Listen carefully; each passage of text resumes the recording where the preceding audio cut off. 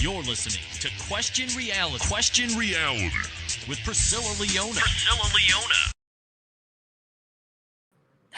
Hi, welcome to the Question Reality Radio Show. I'm Priscilla Leona, producer and host, and we are broadcasting live from Los Angeles, California.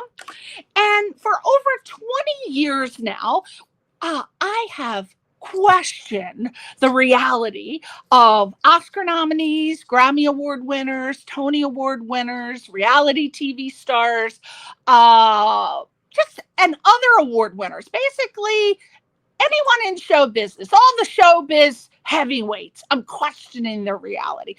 And we asked them what it's like working in the entertainment industry, and they spill the tea on the trials and the tribulations and just the honest reality of pursuing a career in the entertainment industry. And what our goal is: to inspire, to motivate, to educate, and just have a super fun time together along the way of this interview. And we ask, is this show funny? Check. Highly energetic? Absolutely. Me alone, I could fuel a whole tower in any industry. I guess any industry that needs fueling. I think I could do it just by talking. I got it. And is it entertaining? Absolutely. And you can bet your shiny Oscar that we have people on every single week that are the shizzle fazzizzle. God, people hate when I try to be cool and I try to use buzzwords of the kids. But every week we have great guests. So you're going to have a good time. So tune in again every week, and we are going to hopefully give you a head full of advice and a heart full of laughter.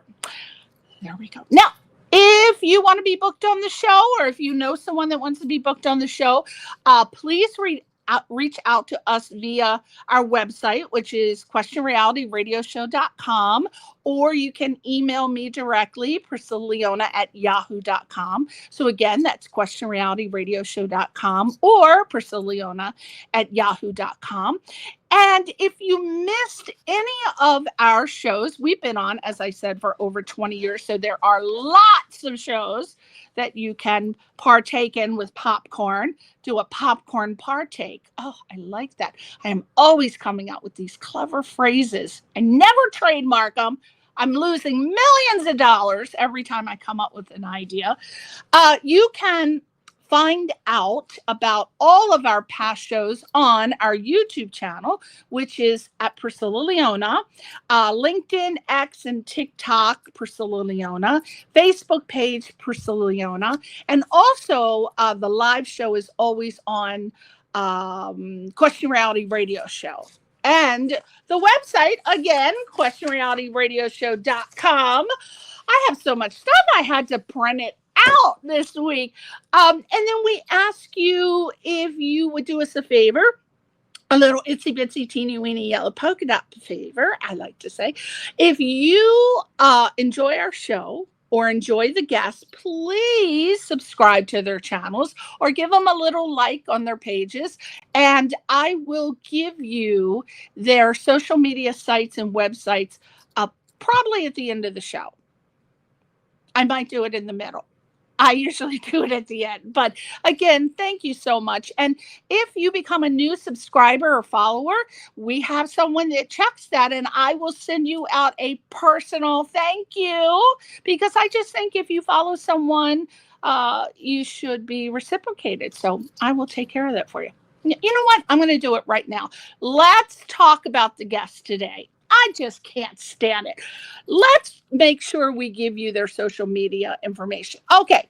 On Instagram, they are at Volxtronic. I'm glad I didn't have a cocktail before I said that. All right, let's say that. VOLXTRONIC.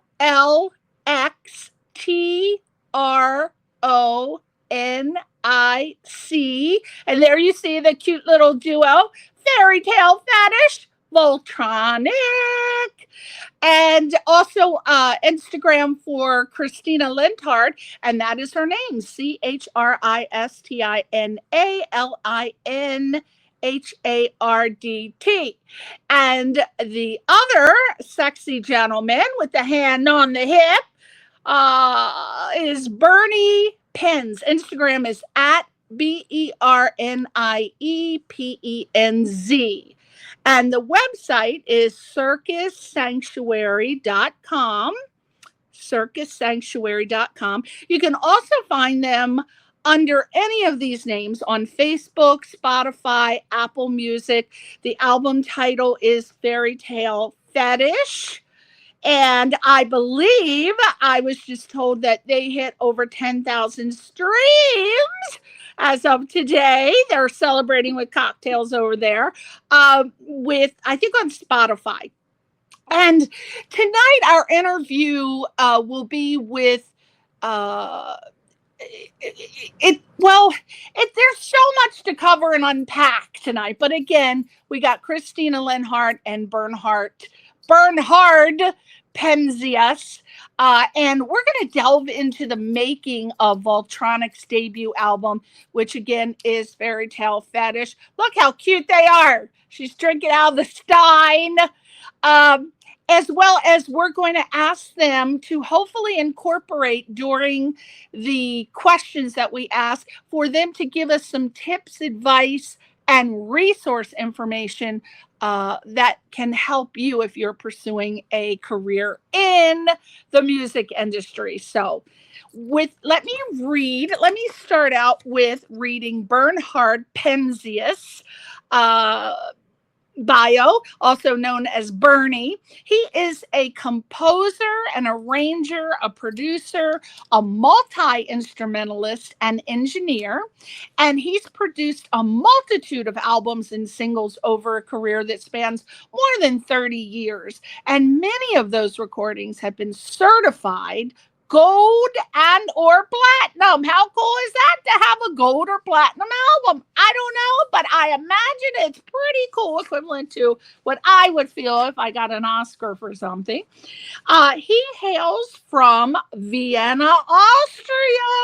Oh my God, that's so sexy, isn't it? And he started out as a guitarist and keyboardist, and he's toured extensively with some of the top acts of his own native country, as well as with popular artists from Germany, Switzerland, and Italy. And he shared the arena stages with some of my favorite artists. I cannot wait to talk to him about what it was like. Are you ready? Roxette, Bryan Adams, Extreme, Gary Moore, and you know how I love the Bee Gees. You know it. I am always singing Bee Gees tunes. Love my Bee Gees. Now, that's just to name a few. So in the past, Bernie has produced for a number of major record labels, including Sony Music, BMG, Areola, Warner Music, Universal Music, and EMI. And he's also produced for independent record labels of all sizes, ranging from individually owned firms such as Go For It Records to then world's second largest independent label, Cock Music. It's now part of the Universal Music Group. So pretty impressive from Bernie. Now let's talk about the gorgeous, sexy, effervescent Miss Christina Linhardt, guzzling that up. Now she's in that cute little, now that's a fantasy for most men to be dressed like that. Now, I got to tell you, my husband has asked me to be in that, but it wouldn't look like that. I'd look like one of those Viking opera singers with a horned hat. So it wouldn't look like that, but I like it.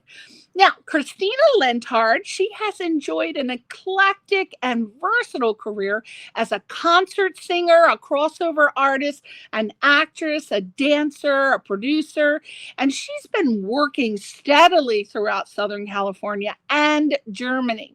She is most known for her Classics to Cabaret act and her independently produced solo CDs, which I have them and I was playing them recently. Circus Sanctuary and Voodoo Princess, as well as fronting the new age ensemble Angels of Venice, Windham Hill. Now, she has sung for Los Angeles Opera's Ring Festival, the Southern California Chamber Music Consortium, world famous Hollywood Magic Castle, the German Consulate, the Grove, the Los Angeles Sister Cities Festival, the House of Blues Gospel Brunch, among other venues. And she's also a documentary filmmaker. And as a documentary filmmaker, she won the 2013 Hollywood Fame Award as producer, writer, and director. And she created the short documentary Guantanamo Circus. I don't know. She comes up with the best names. I'm telling you, she should just have a job coming out with the coolest names for anything. Also, she produced the short documentary Lady Boy at Heartland Film Festival's first ever Pride Stride. And her on-camera credits include Movie 43 and Fantastic Santa Monaco, as well as doing commercials as a body parts model. And some of her campaigns include Lexus, Nestle, Mattel, Seed Probiotics, Hot Wheels, Denny's, Target, Pop Sugar, and the list goes on. Now, Christina believes in the healing power of the arts and works as a theater therapist, conducting workshops with mentally ill and PTSD veterans. I don't know how I got all of that out. My God, I need a cocktail now myself or a spritz of water on my tongue. Woo, that's a lot. They have impressive bios, and those are only the short bios. So we're going to talk tonight about Fairytale Fetish, their latest their debut album. I don't believe they worked together before on an album, hence the word debut, but we are going to find out about them. And right now, without further ado, let's see them live. That's me live. That's me. There they are. Woo! Wasn't that a mouthful? Yeah, it was beautiful. We fell in love with ourselves hearing this. I like that. Woo! My God. Now, let's talk about the origin and concept. So we'll start with you, Christina. How did the two of you meet? So it was amidst the Santa Monica Mountains, Topanga Canyon, and anything that's in Topanga is magical. And I was invited to a show up in someone's private estate in Topanga, but it's hippie haven, it's Bohemian, and Bernie was playing. I mean, it was just a great band. Was it Kummerspeck? Kummerspeck, yeah. His band Kummerspeck, and they do all these covers, and they're all fantastic. It's Topanga people. And then a friend of mine told me he's a producer, and so I said, hey. And that was that. Well, Volxtronics, right? I always want to put an X on the end of that. There's something wrong with me. How did you come up with the name? And also, what is the origin story for the album title, which I lost my mind over, Fairytale Fetish? This could be a soft sex porn movie title. Oh, yeah. I love it. I know Bernie's all over that title. I mean, so who came up with that title, and then Volxtronics as well? I knew it was Christina. I knew it was her. She comes up with the coolest names, Bernie, doesn't she? See, I'm words and he's music. Every sound. And folkstronic because we were doing folk music. but we're taking folk tunes and folks, the people like Volkswagen. So folk in German. So, but then tronic because it's electronica. So it's like instead of folktronica, it's Volxtronic. Oh, that's so creative. How many hours do you spend coming up with these names, Christina? Just amazing. Pretty quickly. Yeah. So impressive. But what about Fairytale Fetish? Is that you, Christina? On that one too. Again, the notes and music's all Bernie. But I know it. Because a lot of these tunes that we use, like Ein Männlein steht im Walde, they're very fairy tale-ish. Yeah. But, then we get sort of like edgy, and what's edgy? Fetish, And also we were talking about that. Like, in my life, I always try to learn what somebody's fetish is. Because if you know their fetish, then you know how to work with them and make them happy, and and everybody has fetish. Just find somebody's fetish, and then then like a lot of musicians, I knew what their fetish was, and so I tried to incorporate that into a show, and then they'd be happy to do the show, especially if I wasn't paying them very much money, but they got to like somehow for their fetish. I had a ex-boyfriend. Now I was very young. I wasn't very I didn't even know what a fetish was, but I was wondering why he always wanted to spray whipped cream on my toes and put lifesavers on there. And I'm like, why do you want to do that? Oh, it's okay. And he'd take pictures of it. Well, I didn't know. Flash forward 10 years later, I'm telling this story. And my friend said, Priscilla, he had a foot fetish. Yeah. Said, what? No, he just liked to spray them with whipped cream. And then, no, it's a foot fetish. I didn't know this. Okay. But now I know what fetishes are. Okay. So, now this, as I said, is a debut album for you two working together. So what was the deciding factor to work together to create this album? So when we had this, actually Christina had this idea to take these folk songs that everybody knows.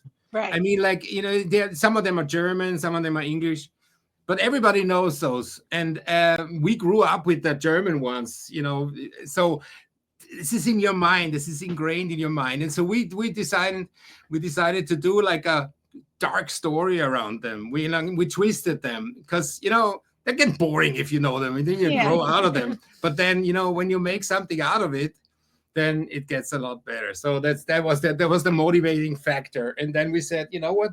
We like electronic music. I mean, we like all kinds of music, but we just decided to do this electronically, and it turned out into something very unique, I think. What inspired you guys to create the album that blends the European folk tunes and the dark electronics? Because people don't know this, but there's light, bright, happy electronics, and then there's dark, dark, dark. Was it the songs that made you get that dark electronic feel, or how does that work? Well, I think because we have these childlike tunes, things like, things like My Bonnie Lies Over the Ocean, you have to then go dark to make it cool, because otherwise it's going to be too camp. You see, I believe in kitsch and camp, but making kitsch and camp cool. And so in order to do that, you got to go dark. It's kind of like that whole goth thing where you see the goth girls who are so like goth, but then they wear the little girly barrettes. It's kind of like Also, if you look at movies, the cool guys are always the bad guys. The darkness is actually a cool factor. Right. So that's what we went for. Right. Well, a lot of people, I don't think they really realize when you're singing nursery rhyme songs and for example, it sounds so happy, but yet if you listen to it, that's some sinister shit. Like, what's that one about the baby in the tree and it falls? Rockabye baby on a treetop. When the wind blows, the cradle will rock. What is it, Christina? When the bow breaks, the cradle will fall, and down will come baby cradle. How the hell is that a happy song, I swear. And then there's Peter Pumpkin Eater had a wife and couldn't keep her, and then he ended up killing her at some point. But if you listen to those damn nursery rhymes, that is some dark ass shit. I'm telling you, that's amazing. I don't know. Yeah, because we have London Bridge. London Bridge, Bridge is falling down. It's falling down, you know, so it's falling down like everyone's dying. My fair lady. It's crazy. People listen to those damn nursery rhyme songs and then get Christina and Bernie to write a song for you. Now let's talk about the collaboration. What was the collaboration process like while working on this album? A lot of people cannot work together. They can be friends forever and then they try to collaborate and you just don't know how you're supposed to sync with each other. So see, we started working together and then we became friends. Right, exactly. We knew we could work together. No, it was really organic because this bundle of energy here came to my house and said, "Hey, I have this, remember this old song from back in Austria or in Germany, and we should do something with that." And I love the idea, and I like, when somebody comes with a good idea to me, that little ideas come, quickly, and I'm sitting at a keyboard or with a guitar or something, and then it happens, and there was a lot of inspiration coming. Well, Bernie, what do you do if somebody comes to you and it's a bad idea? How do you get out of it? Well, no, I have this problem. I'm pretty honest. So sometimes I have to warn people.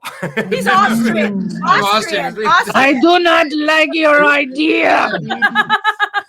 I love his voice. I love it. I try to find something positive. Yeah, always. There's always something positive in there, but there's improvement and maybe come back in 20 years or something. In 25, 30 years minimum. I think. And you see, yeah, go ahead. Oh, yeah, because I don't know if, because we talked about this beforehand, but I don't know if the viewers know that this is Bernie's private home studio. You see some of the guitars here, but there's this incredible console. Let's see everything. Let's see it all. There's wow. My workstation here. And there is. Whoa. Oh, my God. Show Albert the pedals. Albert should see this. Yeah. Oh, look, there's more guitars. Guitar pedals, amplifiers. Wow. You guys didn't see sick yet? Yeah. How many guitars do you have total? 30, I think 30, yeah, about 30. And do you name them? Do you name them? No, I don't. I own them. We had, I'm sure you're familiar with who this is. His name is Jerry Jamot. He's a very famous bass player. He came on the show. He used to play with Aretha Franklin. Wow. And he came on the show, and I was just joking. I said, well, just like I asked you, do you have a favorite guitar? And he said, oh, yeah, that would be Mona. And I'm like, you really do have? And then he had to tell the whole story about how he found Mona. And I thought, every time someone comes on who has a guitar, I'm going to ask, have they named one of their guitars? Well, I can start naming them. Yeah, we're going to name all of them. First one, you got to go get your favorite one, and it's got to be named something. We're going to name it. This is Blondie. Blondie is older than myself. She's from 1952. Wow. And she likes to make music. See that? Blondie, you do name your guitars. No, he said Blondie. He just did. Well, now he has to keep it forever. It's got to be Blondie. Or Blondchen in German. From Blondie and Dagwood. No, Blondie and Dagwood. We named it. It's not coming back. We're coming to your studio and we're going to play Blondie. Yes. Okay. Yeah. What do you feel is and this will be for each of you to answer. What do you feel is a very creative, comfortable, inspiring way for a duo to collaborate? That would be for the viewers. Just a little tip for them. Because I have seen people, they try to collaborate on things, they end up becoming enemies and not talking again. It's may I? Yeah, you start. Yes, Bernie. It's respect. and it's the ability to let go.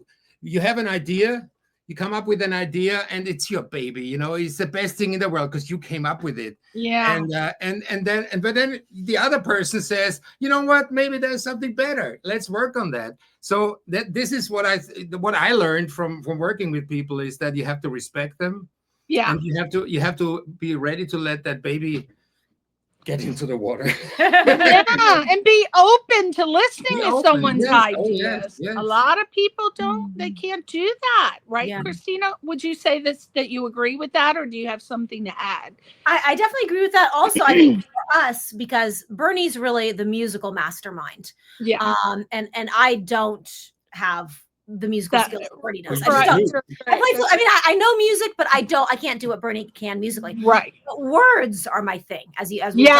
Words are my thing. And then the overall brush stroke of an idea of putting together things. So that's more for me. And visuals too, as we'll see in the videos. But so for me, it was great because, you know, I just can't do what Bernie can do musically. He can do everything musically and the sounds he has. And me, it's words and then like the story. It's all about so that works too, is when you have two people who have things that they need together, you know. Compliment. If a duo got together and they were trying to do and achieve what you have done, and they had a kerfuffle, what would you say would be how to solve it and get back to the beauty of making the album? Have a good lawyer. No. No. I would say, okay, I'll start you out. I would start you out, and I've been doing this for so many years and talked to so many Grammy producers that what is consistently said among them is to make sure, and you tell me if this is right, Bernie, to make sure that you establish all the business fluidity in the beginning. Who's going to get credit for this? Who's going to get credit for that? And that has to be done because it seems like that's a subject that people don't want to talk about because they don't want to offend the other person. And then once it's done, then there's always a problem with I did more on this, I did more on that. So is that true, Bernie? Absolutely. And I do this with every one of my clients that I collaborate with. It's like, you know, you get this out of the way. You start, you might have an idea together, you get excited, but then I always stop it for a moment and say, okay, let's get this out of the way. How are we going to split this? How are we going to do this? And usually it works out, actually. I mean, it's like, there's no doubt anymore. Right. And then you can get all creative, and then there's nothing in the way in business stuff. And now that's verbally. How do you suggest, because verbal contracts exist, yes, but nothing beats written contracts. Do you suggest that they get a lawyer, do legal Zoom? How would you suggest that be done? Yeah, well, I mean, like it's not a bad idea to have like a deal memo together, you know, a one sheet that outlines what you want to do. But actually, we never had that. Yeah, so we don't have the deal memo, but what we did was we copyrighted it. Yeah. So I'd say tell everyone copyright it, and we decided 50-50. So the copyright, it's Lennon McCartney. Yeah, exactly right. It's near impossible to break a copyright. So we copyright it together and then register it together with whatever your like ASCAP or BMI. So this is for anybody who's just starting out. Copyright. And we decided 50-50 now, because I know that the Go-Go's, if you watch their documentary, there's so much animosity in that group because a couple of the girls wrote the tunes and the others didn't. And so some were really, really rich and some were just kind of rich. Yeah. Whereas the Red Hot Chili Peppers, they just do everything equal shares. Yeah. The drummer might not have written as much as the melody. Right. Keep the piece of the band. Yeah. So in some ways, they're all selling it. So, yeah. So I am so glad, Christina, you brought up the Go-Go's, because my friend John, his sister is Gina Schock from the Go-Go's. So while they were just getting together, I heard the scoop. They're possibly going to get together and form a band.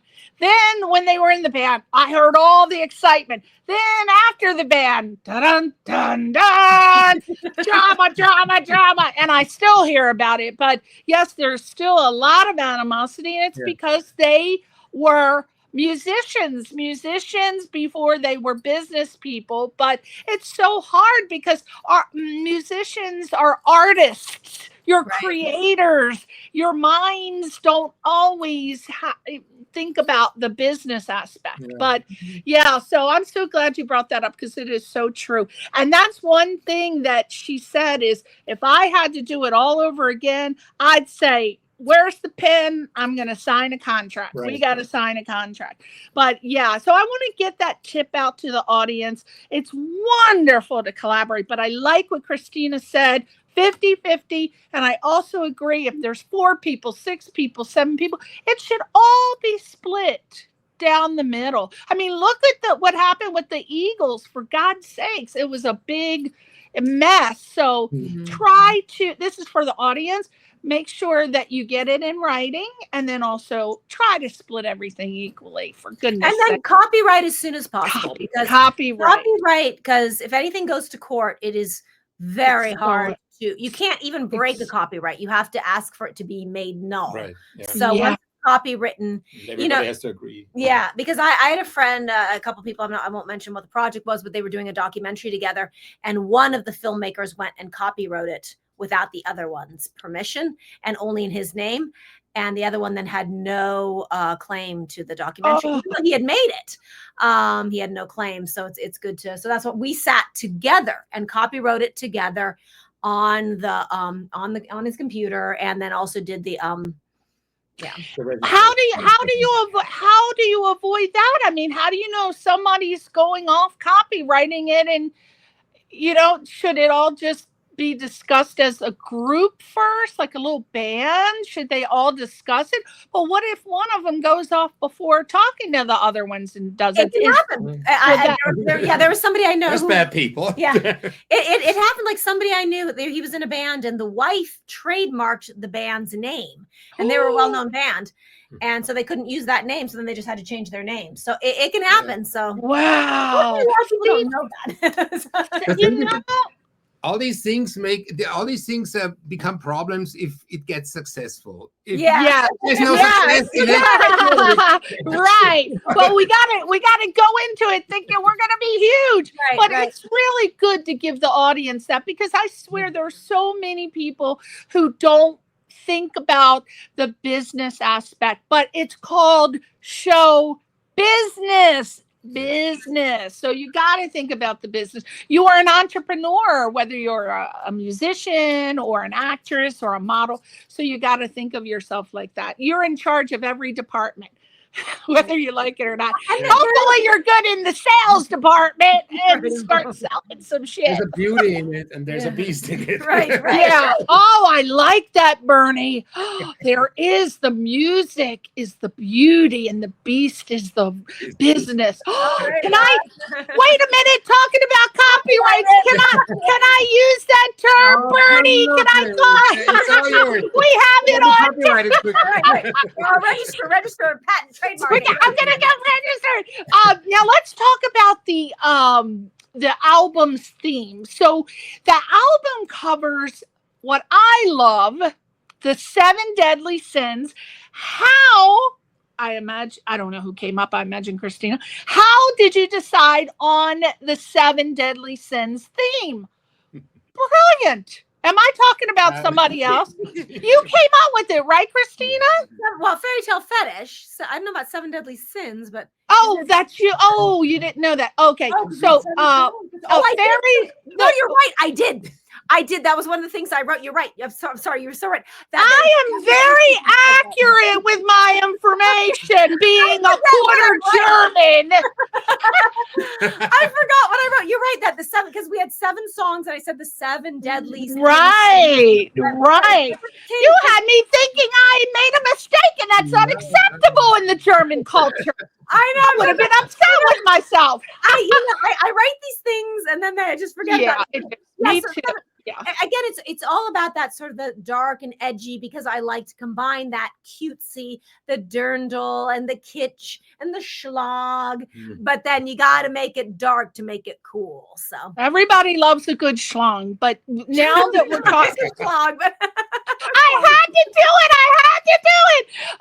But so did you delve into it a little bit more details, like anything in the music, Bernie, that brought across her idea of doing the 7 deadly sins? Like, I don't know, whatever you would do. Well, I mean, like, it evolved kind of. We started with one idea, with one German song, and that turned dark. That was it's a song where it says, why do I have to leave this city? Do I have to leave this city? I don't want to leave this city. And we thought, why don't make it into a murder story where the wife, because she sings it, the wife murdered her husband. And now she has to flee. She has to leave the city. And so we wanted it just comes naturally. And then some sounds come, and then some rhythm comes, and some groove and some beat, and it comes together pretty naturally. And when you said that, I think, Bernie, that you could, if you're ever doing this type of album again, you should watch a show called Snapped. And it's all about these women who snap and kill their husbands. I watch everything like that, but that's a very dark thing. You get a lot of ideas. Right, yeah, we should have our music in who's that the show. music supervisor to that? Well, let's get to well, I'm gonna let you know. But like you should be targeting like Forensic Files and Interrogation Raw, and because your music could really, they always have different types of music. Yeah. And let's talk about that real quick. A lot of musicians don't think about going to find a music supervisor and pitching their music to them. They just don't think about it. I know you've thought about it, Christina. Well, I mean, I have to say that, music supervisors are probably the hardest people on the planet to get in touch with. And they're not, directors, producers, executive producers, we can all reach out to them, and then they'll get it to the music supervisor, right? Right. So it's music supervisors are, I mean, you can, like, if this is like the advice to give. Yeah, it is. It's hard to find, but I mean, I recommend everybody have IMDb Pro. You have to pay like $70 a year. Although actually, if you're SAG now, you're not supposed to pay. I think I still pay, but I don't care. Maybe it's $120. Wait a minute. Hold on. What's that tip right there? Because I have IMDb Pro and I pay for SAG. What are you saying? Now, I thought that SAG says now we should be able to get IMDb Pro for free. I'm not sure though. But I pay for it. I think it's now $120 a year. But it is. It is, yeah. But it's still worth it, because with IMDb Pro, for those of you who don't know, that's when you can go in and find the management of people. You can find how to contact them, whereas you can't find that on just regular IMDb. Right. So you can try to hunt down these music supervisors. I have literally cold called producers. I've cold called managers of actors. You usually will have the wall and the wall and the wall. But there was one actor who's famous for having played in war movies, and I told his management about the work I do with veterans, with homeless veterans, and they actually put me in touch with this actor, and I have his personal cell phone, and we text, about so every now and then you'll get through. Usually it's the wall. But it's still worth it. Just keep knocking on those doors. Right. IMDb Pro is your first resource. Absolutely. And if you have regular IMDb, if you go under, they have credits. So you look in the credits, and then it'll have all the departments listed on the regular IMDb, and you can click and find out who it was, and then you can Google them, or however, if you don't want to pay it. But it is, as Christina said, it is absolutely vital that you have IMDb Pro, and you can write it off as a business. Tax write. I'm tax write. I was just going to say tax write off. You know. That's right. But yeah, always. Now, so can you, either one of you, share any interesting stories about the specific tracks that you created? Like maybe a funny story, interesting story, something bizarre. You met a sex worker while you had one of the songs playing, and they felt a little special. Well, there's one girl who inspired one of the songs. We both had a crush on her. Okay. We're not reveal too much. No, we're not going to say who. No, don't say her name. We'll get sued. We had a crush on a girl. But we can say what song relates to it. Yeah, say the song. The song Scabo Fair. Oh, I love that song. Which this brilliant person made into a lesbian spy story. Because I was into the girl, he was into the girl. We're both married. I mean, I'm married to a man, he's married to a woman, but we both thought this girl, we both think this girl's hot. She actually downloaded our album, actually. She's like the only other person who downloaded it. She's even hotter now. She's even hotter now. And so, because we met her at the Austrian consulate, and she's actually genius too. She's hot and she's a genius. And I'm like, okay, I'm telling the story, I'm singing it, I'm the words person, I get to have the lesbian affair with her in the song. And so we just made up this fantasy about her being a spy. I don't know if she really is a spy, but we made up this fantasy. I mean, she's smart enough that she could have been a spy. Yeah. Which makes so is she living in Austria, or is she here in LA? We won't say too much. Yeah, well, I can say more, but yeah. If I say enough, it'll give away, because like. Oh, all right. Well, PM me. I want to know. I want to bring her on the show. That's why I'm asking, because I'm like, ooh, that sounds like a great candidate for a guest on my show. She would be. Yeah, I'll say this. She's in anthropology. I can say that. She's in anthropology, so. Oh my God, that men would think that's even hotter. Her with an axe in her hand and maybe a cave woman outfit. I can see. I can see that Christina can see it. That's what I'm seeing. So let's talk about the song selection. Am I pronouncing this right? Augustin. Okay. Yeah. Augustin, London Bridge, and My Bonnie are all what I feel. They're just, when I listened to them, they were just hauntingly familiar songs, right? And I want to know, why did you choose, because you could have chosen anything, but why did you choose these particular songs? Was it, I'll just pick it, or did you have a reason for picking those songs? Well, there was inspiration to some of it was through the pandemic that we endured. All of us. Augustin, a bit of that, yeah. Why Augustine? Why do you say that? Augustin is a German, an Austrian figure that lived through the plague, and he was a drunk. He was so drunk that the alcohol conserved him from the plague, but he passed out. He passed out drunk and fell into the plague pit. What is it called? Right. Yeah. It was just a where put they dead put the bodies. dead people. Where they put the dead bodies. A grave, a mass grave. It's a story that they tell in Vienna, in Austria. I mean, this is a true story. Well, no, they tell it from the plague is a long time ago. So yeah. But again, one of the fairy tales that's so light. Oh, the liebe Augustin is like, he was a real person who was a minstrel who survived it. I mean, I know with Musi Den, that's the As I Run, and the Augustin, those were songs that I sang in for my Oktoberfest gigs. So that's why I came up with those. Mm-hmm. And then we got more into the fairy tales, like, I don't know about London Bridge, but we were doing London Bridge, and then Bernie just came up with this awesome bass riff. And so we were going for the fairy tale, like what you said, hauntingly familiar, the ones that stick in people's. And there were a couple that I brought up that Bernie said, oh, he didn't know. And I said, okay, if you don't know it, then we shouldn't do it, because I want the ones that everyone, at least in Western culture, knows, you know. Although this is doing really well in Latin American culture too. But I mean, I'm just saying like some tribes in Africa might not know these tunes, but I'm saying what, you know. If you're German speaking, then you know these And German. if you're tunes, even Americans know. American. Everyone knows that. Yeah, but you put that very scary, dark, ethereal music to it, Bernie, scaring the crap out of us, but we're loving it at the same time. Okay, so you got Augustin, London Bridge, and My Bonnie. That's 3. How many songs total, and what are the names of the other songs on the album? 7 Sins. The 7 Sins, yes. I know. Oh, yeah, 7. I'm the one. Well, there's Scabo Fair. Yeah, 4. Yes. What else is there? We have the Mussi Den. Now the Mussi Den is Mussi Den zum steht Lenas.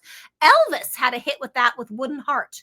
When he was living in Germany, he heard that German folk tune, which is Mussi Den, and then he used that in Wooden Heart. Oh, I don't have a wooden heart. Oh, I can't. Did he try? I'm running a lot. Did he try to sing that in German, or did he do it? He did. No, he did a little bit of it in German. There's a cute. German. You can find the YouTube video, a cute video where there's a little puppet show and he's singing with the puppet show. It's really cute. Elvis, the actual Elvis. I can't. Yeah. I've never heard that story. Wooden Heart. Look up Elvis Wooden Heart, and it's Mussi Den. So we have Mussi Den, we have Augustin, London Bridge, Scarborough. Then Shadow Man took Ein Männlein steht im Walde ganz still und stumm, which is actually it's a folk tune, but it's used in the Engelberg Humperdinck opera, the original composer Hansel and Gretel. And then we use My Bonnie, and then Fallen Angels. Oh yeah, Fallen Angels. We used Guten Abend, Gute Nacht, da da da da da da da da. The lullaby, Brahms's lullaby, which is creepy. Right. Which is really creepy because it says you're gonna only go to sleep. You're gonna wake up if God wants you to. Yeah, if God wants you to wake up, and everyone was like, oh my God! And we both said, like, as kids, we remember this. It was so creepy to us, right? That this power was over us, and we couldn't do anything about it. And our parents told us, you go to sleep, and if you're nice, you're gonna wake up again. So great. Lucky to wake up. Now, how did you go about transforming? I guess this is Bernie. How did you go about transforming these traditional tunes into a folktronica style? Now, Bernie, I imagine you are the answer of this question. Well, so we took snippets, and I'm like, many of these tunes are in major keys, which are kind of happy keys. And to every major key, there's a minor key, which can make it darker. So we were able to keep the melody the same, but put minor, darker keys to it. And that kind of, gets you going, and then there's no stopping anymore. And I have a bit of a cinematic mind, and I like to put like cinematic instruments to it, and that kind of, it got me going. Oh my God. See, it took you on a whole journey. Well, the sounds he has and what he can do with the sounds. First of all, his understanding of the chords and where to move with that, with on the keyboards and the guitars, but then you'd be amazed what sounds he has. Like if we want a string section from the London Philharmonic playing in Carnegie Hall, or do we want the London Philharmonic playing at Covent Gardens or Abbey Roads? I mean, he has all those. He knows those little nuances to take you on that journey. Right. Woo! All right. And I always like to find awkward sounds that everybody uses, and it's everybody makes music these days, so it's the combination of things that hopefully make this interesting. That is my motivation for the game. Well, you know what, Bernie? I am gonna throw you something, and it's gonna blow your mind. Probably not, because you're so experienced. You probably know this already. But okay, so I'm having my annual Christmas party next Saturday, and I have been searching for years for this one particular person to play this instrument. No one knows how to play this instrument. Can you help me? I am looking for a person to play the theremin. Oh. Does he have a theremin? Wait. Oh, he better not. He better stop it. I was looking for. You mean a theremin? Are you kidding me? I can send you something where I'm actually playing the theremin. Stop it, Bernie! I thought you were joking. Are you sure that's not a radio with an antenna?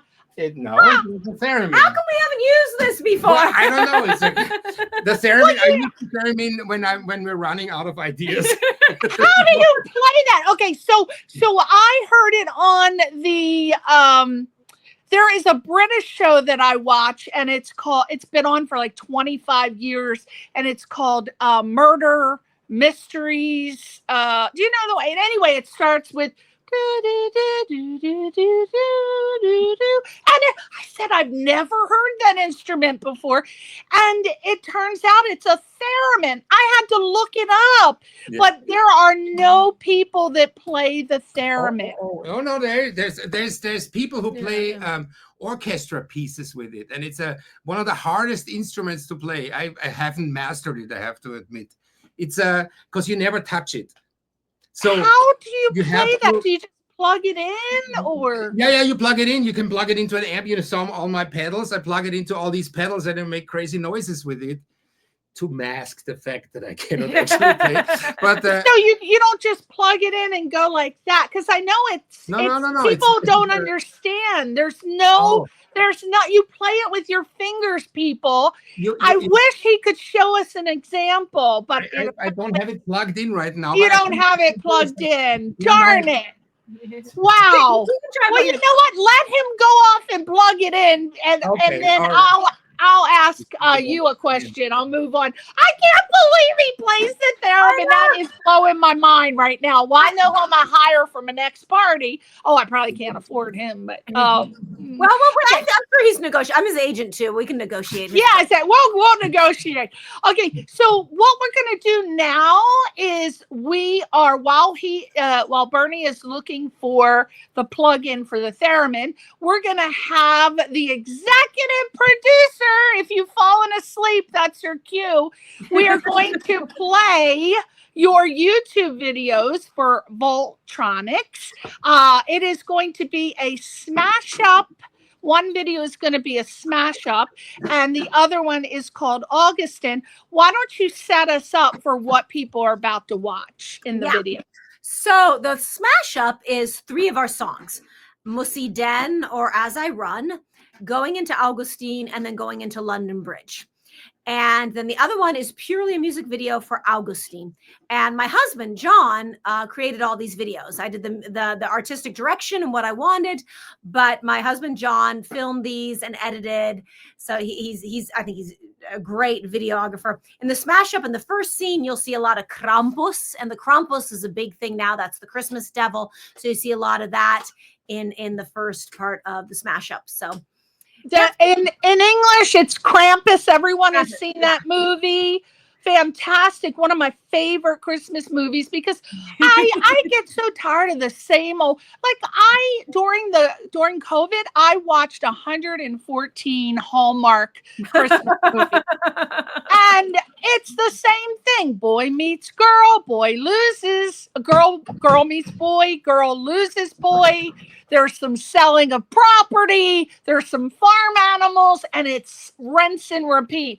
Well, Krampus is a totally different take on a Christmas movie. So for those of you looking for something different, Krampus. All right. So without further ado, let's watch Volxtronic. I got to practice that. Volxtronic. Volxtronics. Volxtronic up in Augustin. And when we come back, Bernie is going to play the theremin. Unexpected treat. I can't believe it. It's going to be your Christmas present, people. Okay, so let's play the video. Yay!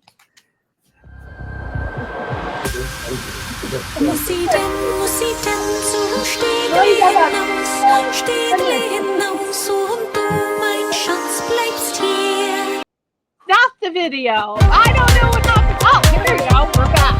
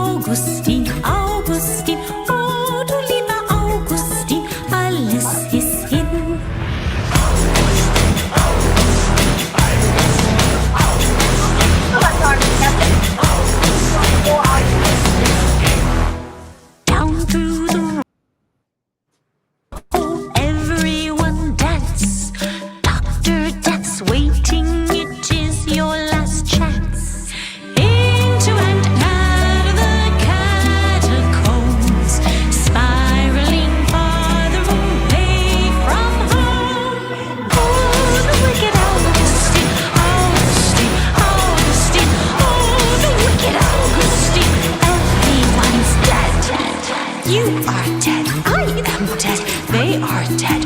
We are dead. Oh, the wicked Augustin. Everyone's dead. Oh, the wicked Augustin. Augustin, Augustin. Oh, the wicked Augustin. Everyone's dead.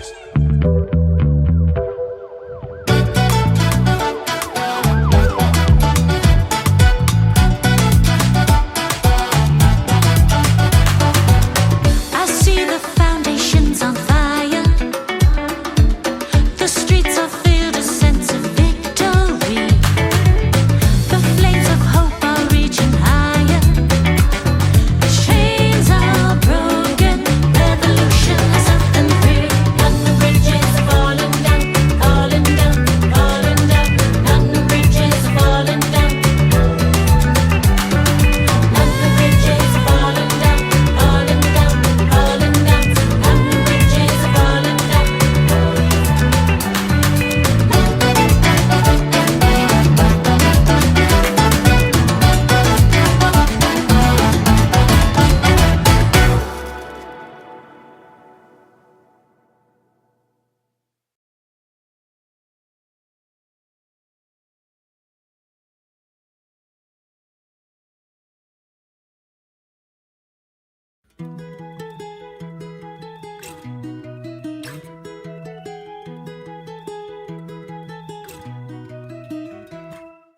Oh, du lieber Augustin, Augustin, Augustin. Oh, du lieber Augustin, alles ist hin.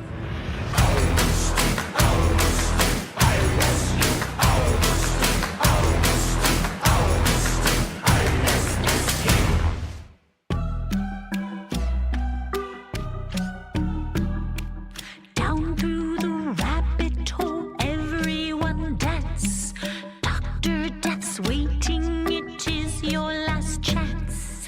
Into and out of the catacombs, spiraling farther away from home. Take the new potion, the carriage of doom.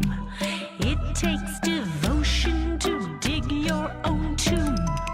Born in this world without control, nothing is yours, you don't own your soul. Oh, du lieber Augustin, Augustin, Augustin. Oh, du lieber Augustin, alles ist hin.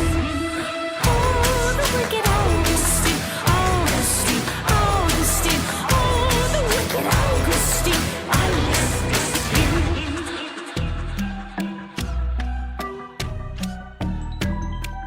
Everything, everywhere, all that you know.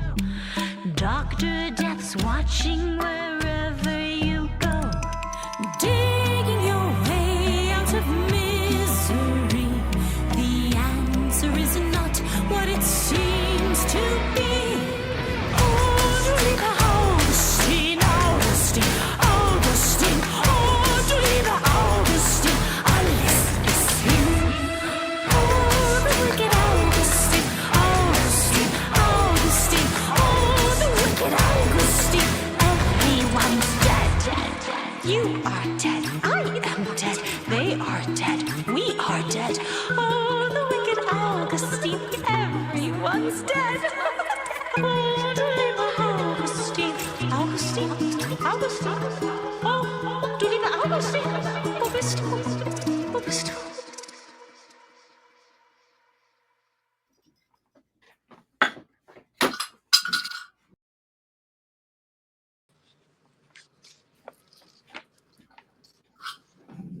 Here we are.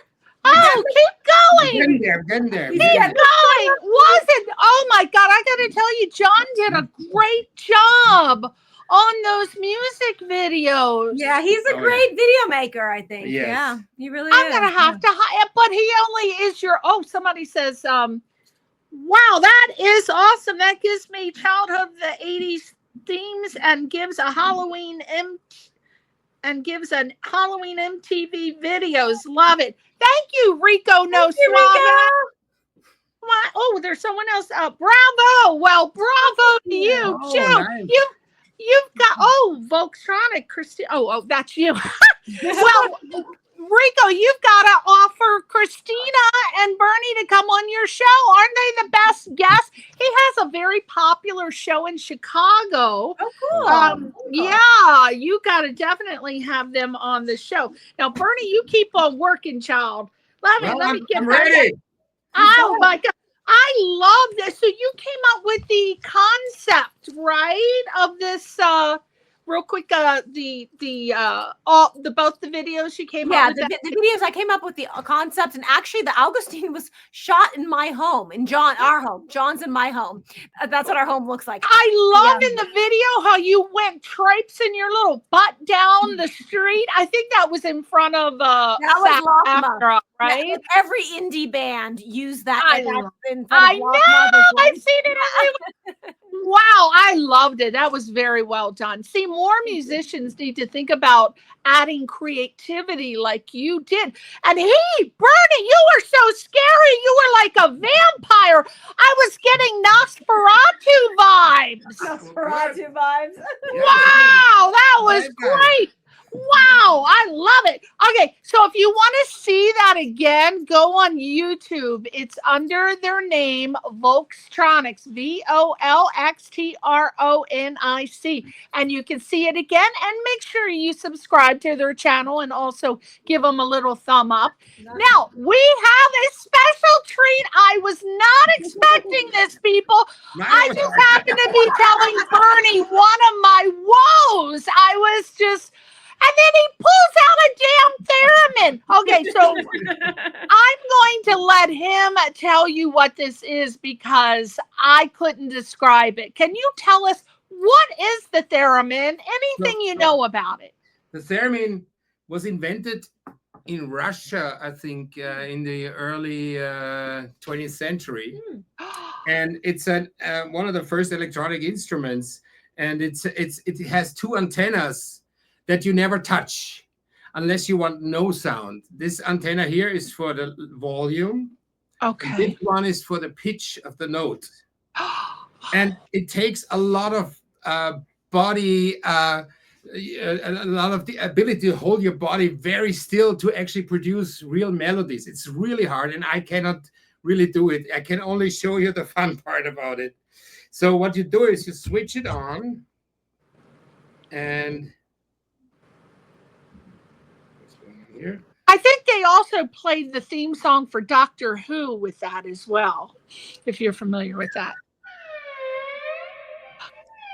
So the further away you go with your hand, the louder it gets.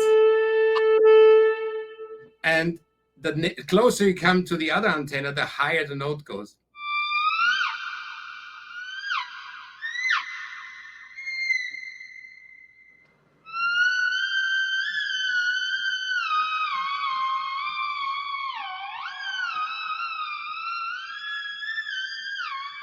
There's a choreography of the fingers that I haven't mastered, obviously. Wow.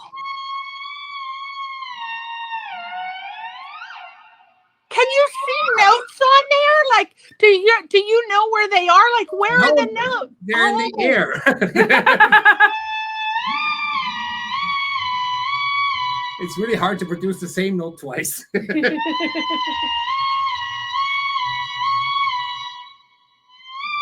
So I use it for effects. How do you play songs on there, or do you not play songs on there? You just make sounds. I make more sounds with it. There's very few people who can actually play real notes on it, and there's orchestra pieces for that. Wow. There's a lot of Germans who have a lot of control over their body. they were able to pull something off like this. But it's a fun instrument. You know, if you run out of inspiration, you pull out the theremin. Like if you wanted to play you how would he did it! As soon as you breathe in, your body moves and you're changing the notes. So you have to. It's hard to hold still. I cannot hold still in normal life, and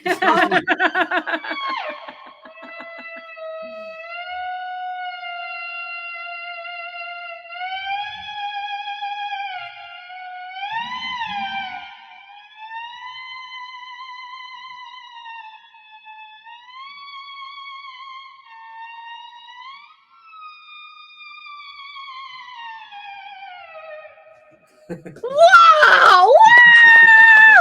Wow! I just started hearing Phantom of the Opera. Yes, You gotta learn more on there. I should. I want to hire you to play song. I don't know what. I'll play on your birthday party, on your 30th. Yay! On your 30th birthday. Well, Why? I never turn. I'm 29 forever. But maybe if you're available, I'm having a birthday party for Albert on February 22nd. It's a Saturday. You can be the special guest star. And then Theremin. Oh, once at the Magic Castle and then once at Cal Tech. I did a duo with the Theremin. Oh wow! And it was the Dueling Divas. And so you just make noise, you go whatever.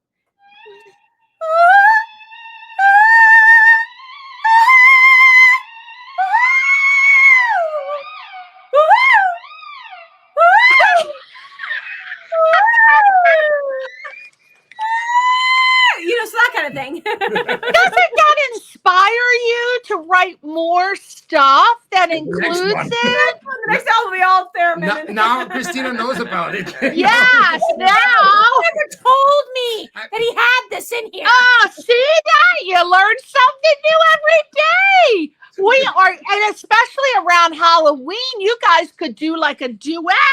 All right. Right? Do some scary songs. Oh my God, thank you. Oh, Rico said, oh wow, sounds like communication with whales. Yes, it does, Rico. You're right. Yeah. Infinite Viewpoint says thumbs up. I don't know who that is, but thank you. Thank you. I know, Rico, these two have got to be guests on your show. Wouldn't you love them? Wow. And to promote their new Volxtronic album. Okay.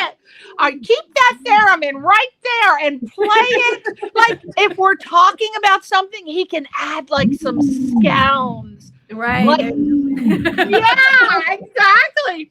So we are going to move on to Bernie, your career journey and inspiration. Let's hear a sound for that. Wait, hold on. Your career journey and inspiration. That's it. Yes, keep it there. Now,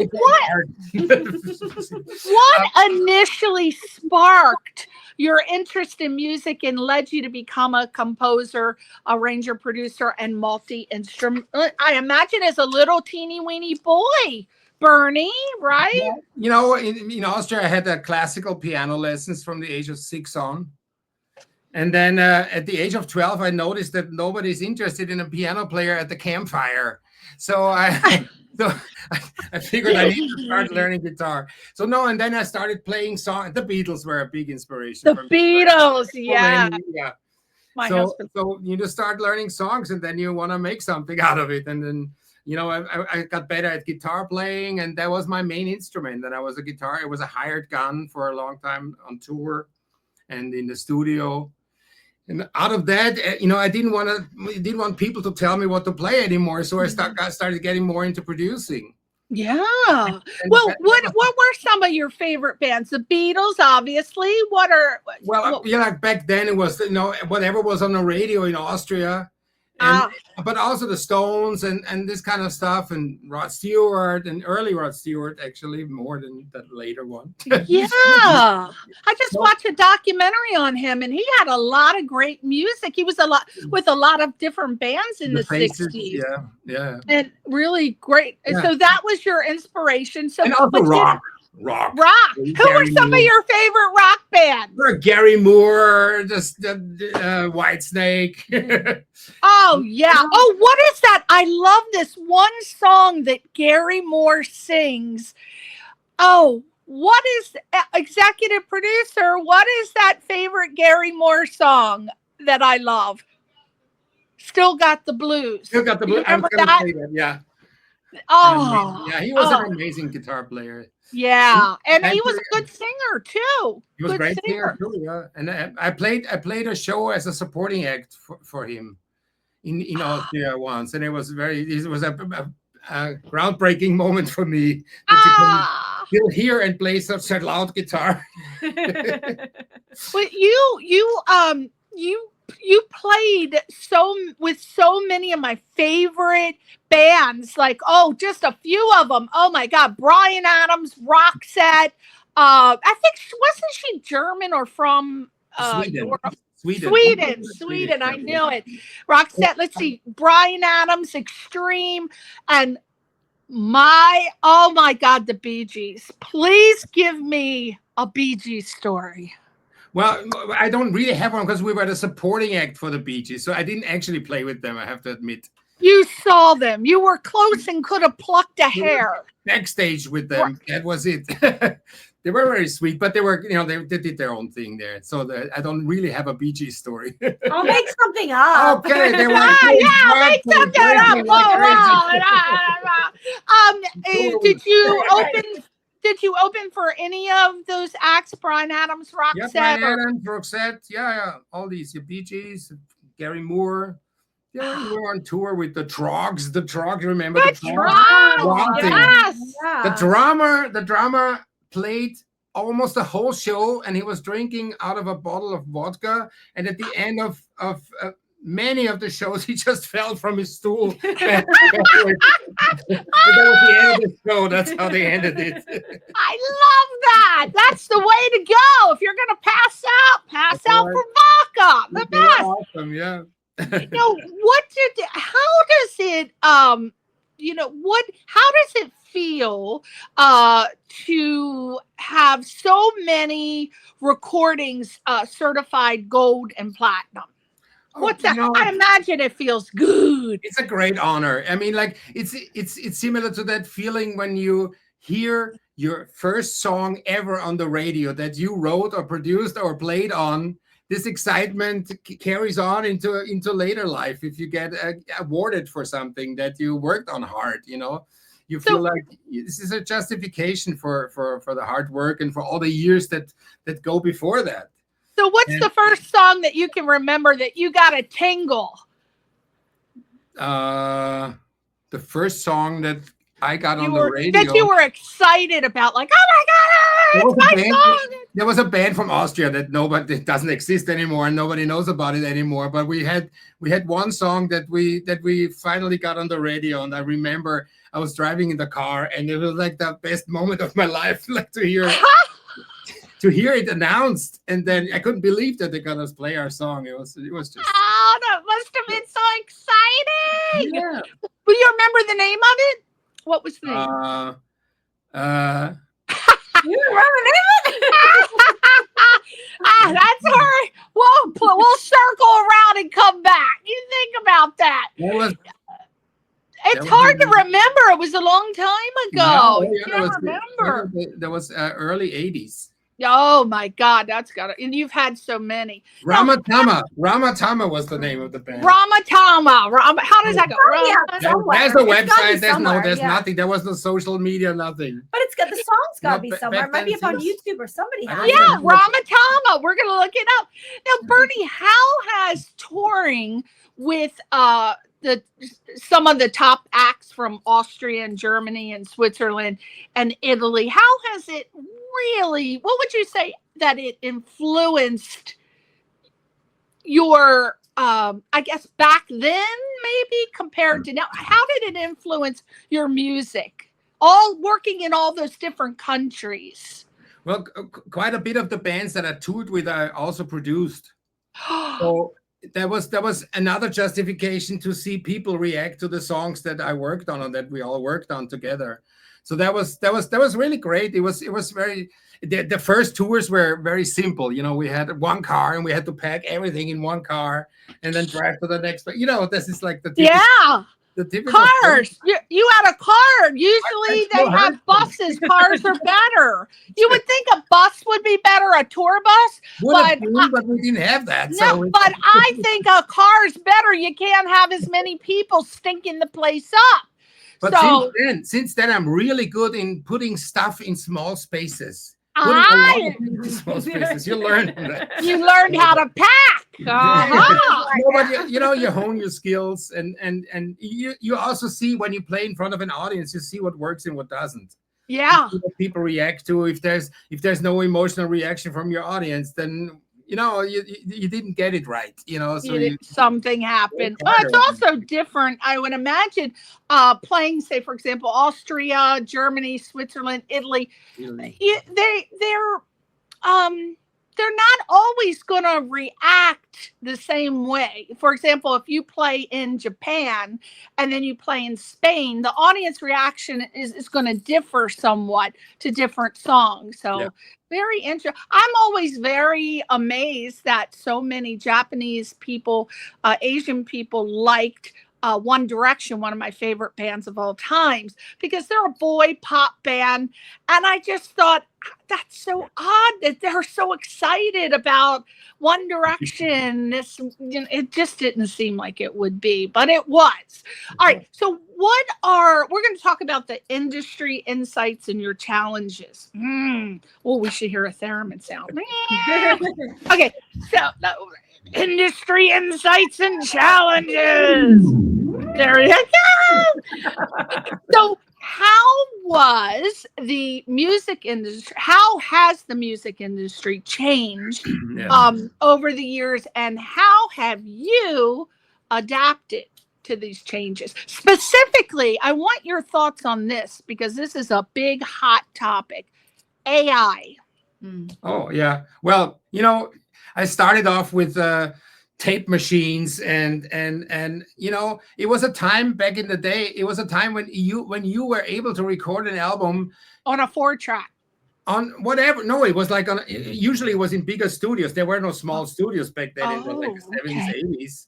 And you had something to you because there was somebody believing in you. Yeah. This is very different to now, where you can buy a laptop and do your own music. You don't need anybody to believe in you. You'll find out later if it pays off or not. So the going through the 90s and being a producer, we had record companies and people had opinions, and they kind of tried to hone you into something, which was bad, but was also not bad, because they had some opinions, they had some ideas how to make you marketable. And we talked about this is a music and it's a business. So you're trying to put two things together that actually don't work together. Right.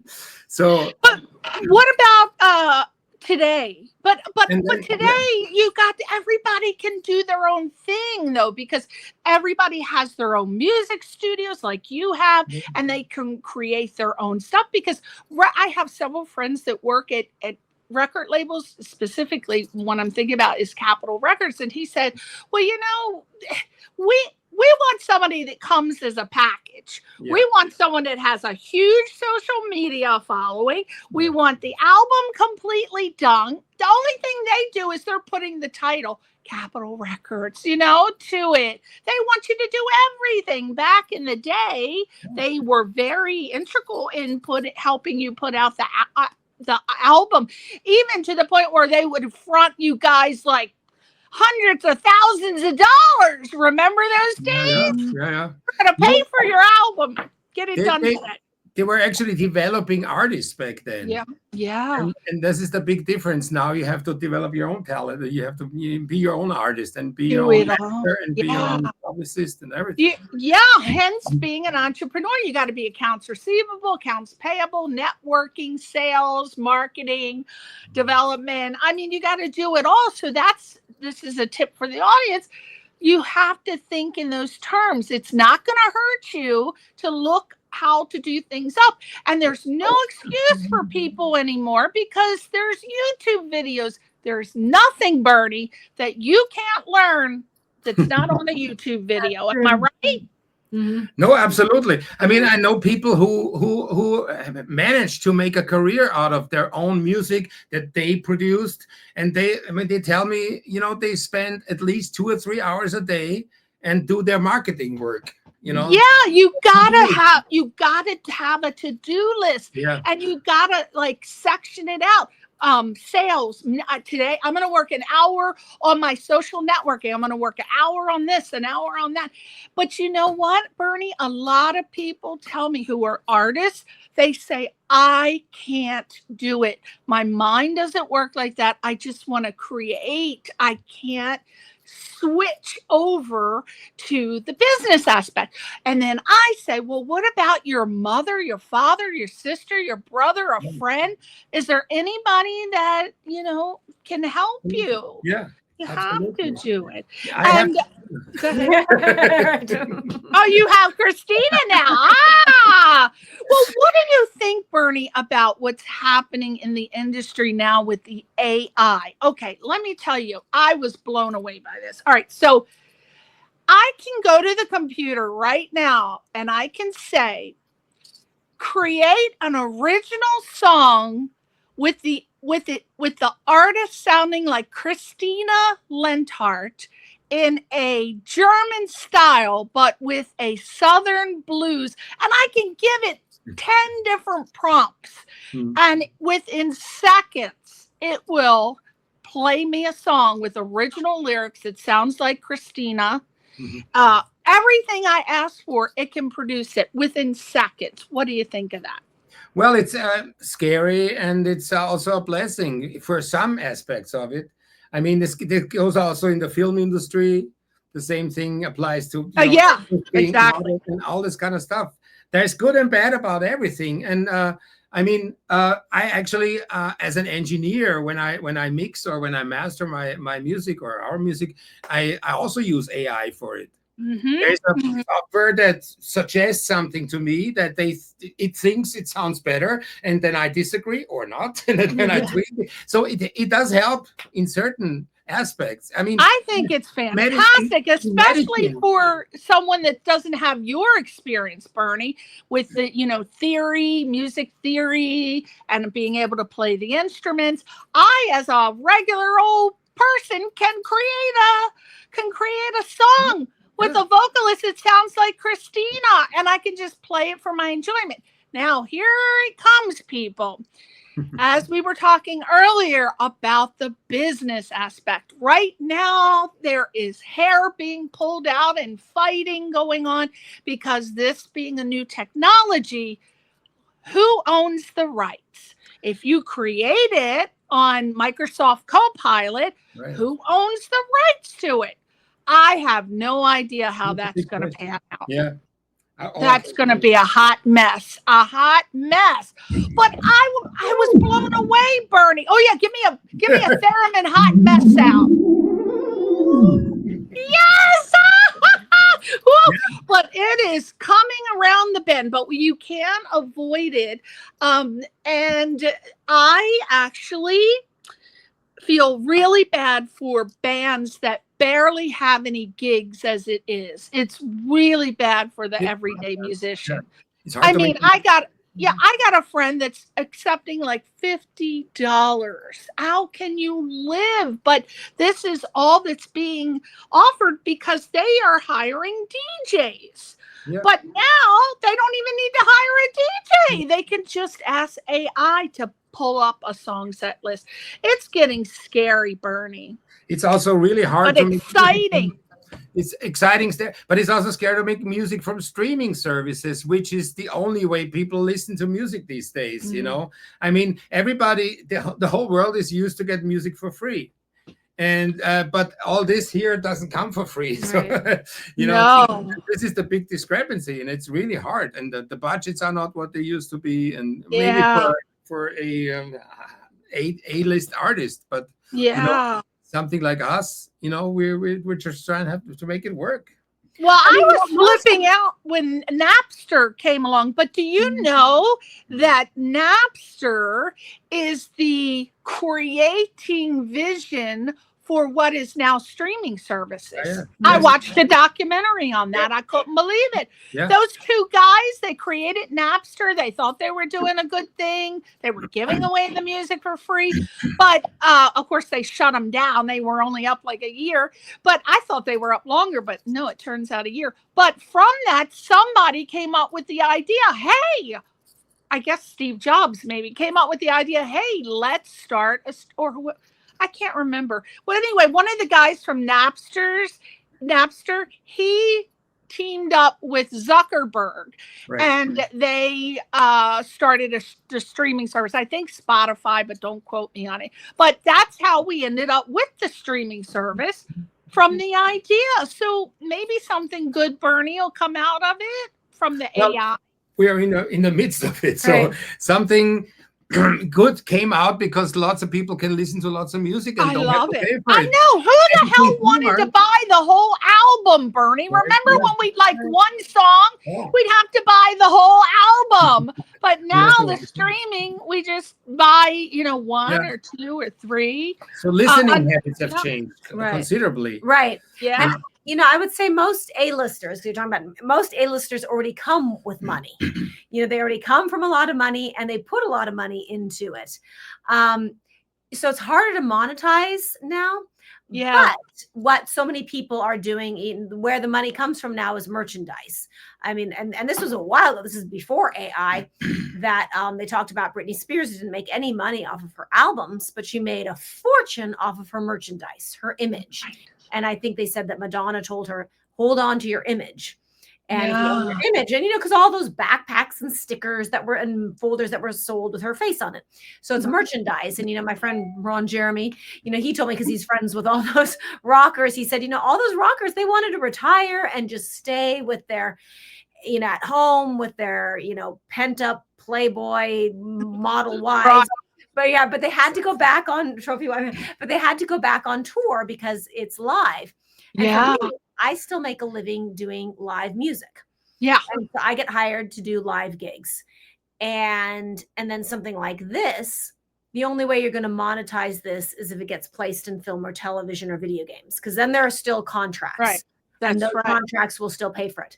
But otherwise, we make this to be heard, and then maybe to sync license, but then Create some interest, just to create music, Yeah. or just to create, and it's also, I mean, this is sort of, again, on the advice or the suggestion, is that you want to make money, you want to make a living, you want to value what you do, but at the same time, you also just want to create. So you have to decide what are you willing to give away, and where are you not willing to give away. For example, on a gig, I'm not willing to just show up and give that away, unless, of course, it's a friend or something.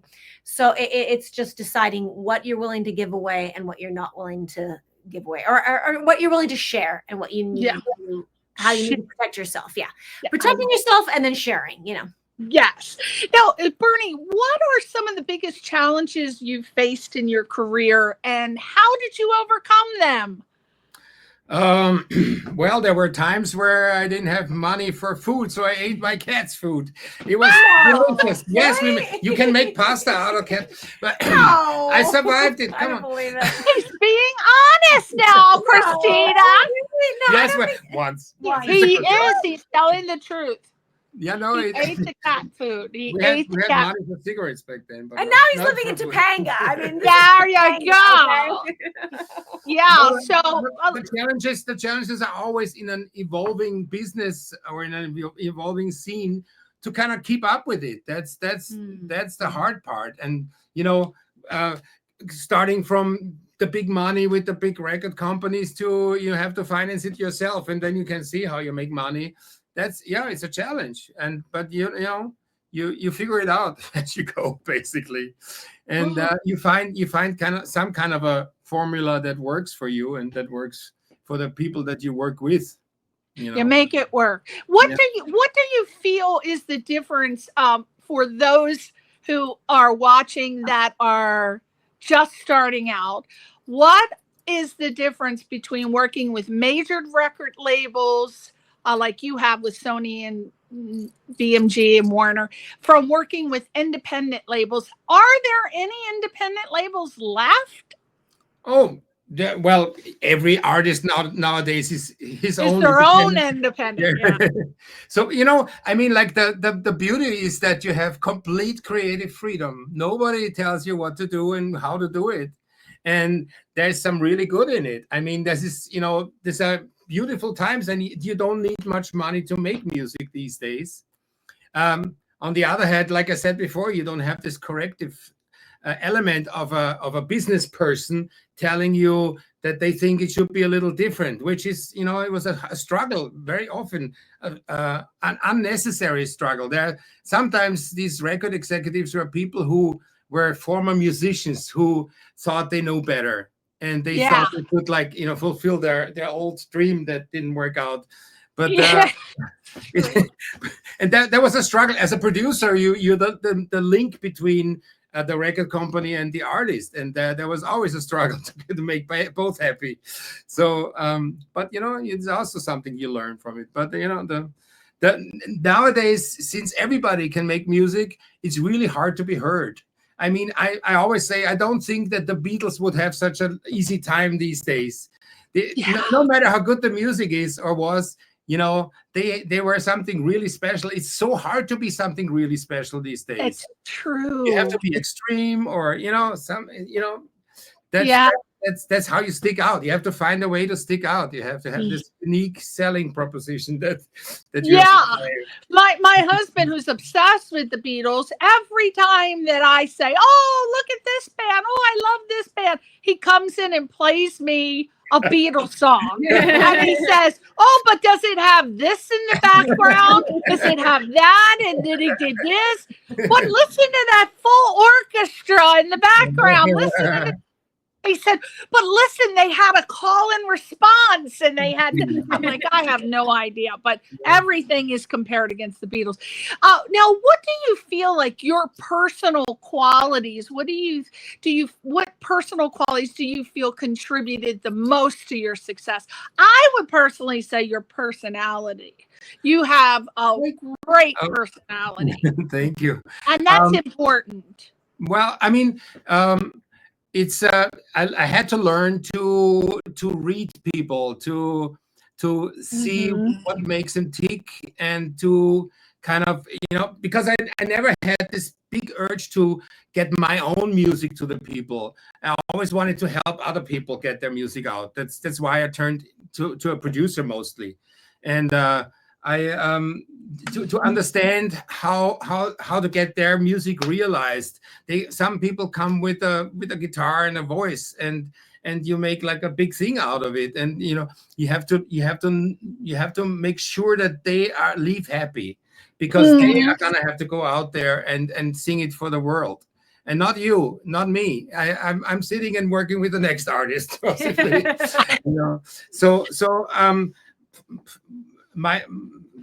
I hope my strengths are that I can read people, and that I can create a situation where they feel secure, where they feel safe, and where they can let their creativity flow.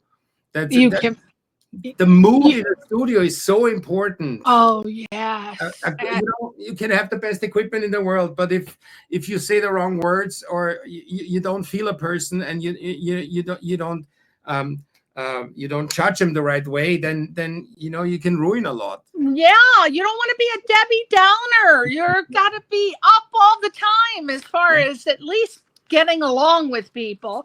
Or knowing how to get a situation better. I was just imagining the Beatles in their studio session, and all of a sudden Yoko Ono comes in. And I'm like, oh, she might have that. Now I can see why, because she might not have gotten along with all of them. That might be the problem they have with her. Yeah. But the last question is, now, other than this Fairytale Fetish album, what are your future goals and aspirations for yourself in the music? Myself. Yeah. Stay happy, stay healthy, make great music. Well, I mean, I hope that the music industry is gonna find a way to provide artists with the ability to make money out of them. Because it's nice to be creative, but you also have to eat and maybe feed the family and feed the dogs. And I'm wondering. So with the AI. I don't know what the AI is gonna do. Nobody knows it. We don't know what it's gonna do for industry, war industry, and all these kind of things. We don't know these things, so Yeah. we're just gonna go along with it, I guess, and we're gonna. Yeah, we'll see. All right. Now let's move on to Miss Christina. Oh, let's have an ending sound on the theremin for Bernie. Something happy. Hold on. Happy.